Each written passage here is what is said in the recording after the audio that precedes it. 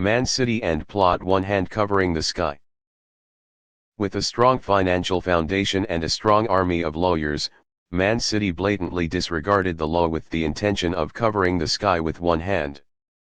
But, heaven's net is magnificent, although it is sparse, it is difficult to penetrate. When heavily reported by the British media about being accused of more than 100 violations of the financial rules of the Premier League between 2009 and 2018, Man City only issued a brief statement with a challenging tone. Official, Man City are surprised by the issuance of these allegations of violation of the Premier League rules, especially given the wide participation and large amount of detailed documentation the league has been made available to. We welcome the consideration of this matter by an independent commission, in order to objectively consider all the indisputable evidence that exists to support its position. This problem is solved once and for all. In fact, extracting the required documents is so impossible that the Premier League was forced to go to court last year and launch an arbitration process to obtain them.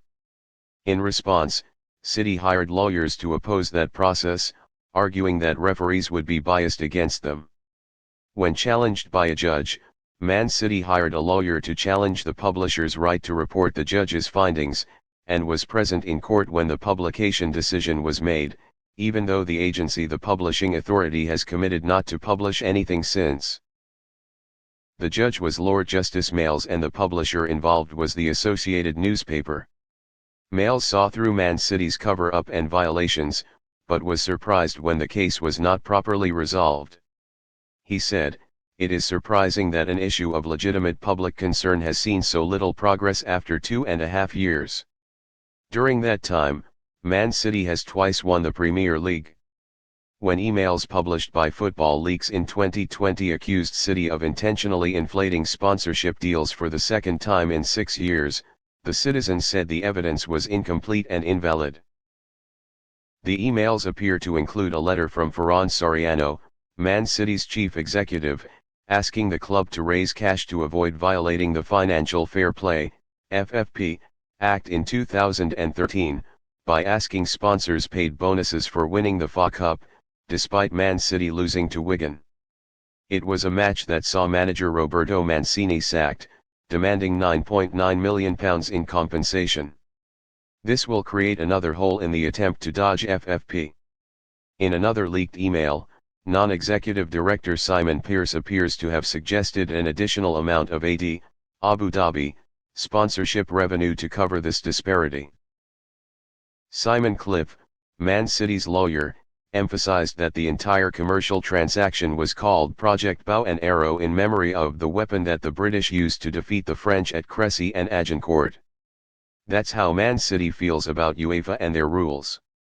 And there's a confusing sounding company called Fordham, where City have sold their image rights income for the £24.5 million needed to meet the financial rules. Similarly sustainable. Despite selling that source of revenue, it seems that the Green Man has really made money from it. The story of Fordham may seem complicated, but it is fundamental to City's efforts to abide by the rules laid down for any team that wants to compete in the Champions League. In 2018, Football Leaks revealed that Man City's owner, Abu Dhabi United Group, actually sponsored Fordham, as a way of paying a portion of the players' salaries. It seems Man City not only increased their revenue stream against the rules, but also reduced their wage bill in doing so. Leaked emails show that Man City was charged by UEFA 2 years ago and faces a 2-year Champions League ban. They successfully appealed to the Court of Arbitration for Sport, CA, which discovered the alleged offences took place long in the past to be investigated, under the limited statute of this agency. Man City are still fined £9 million for what CA calls obstruction of an investigation. This time there will be no statute of limitations at the Premier League's independent committee. And Man City will not be able to call for help from CA if they encounter adverse decisions. The Premier League finds itself under pressure from 19 other clubs to apply the utmost rigor in this matter, especially Liverpool, which has suffered from displeasure by chasing Man City for so long. Those clubs have adhered to FFP, which is consistent with the notion that if you play in someone's league, you follow their rules, whatever your opinion of them is. Man City has always remained confident of the legal success they have won. Green Man is skeptical about the process, as they always have been.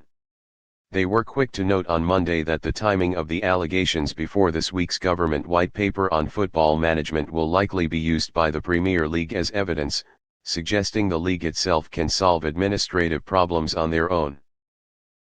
Further conspiracies will likely stretch beyond Pep Guardiola's tenure, as City's lawyers will be looking into the tiniest detail of the Premier League's case. "They're going to build a very solid defense," said Kieran Maguire of the University of Liverpool. "Man City wants to cover the sky with one hand, but it seems that things are gradually coming to light."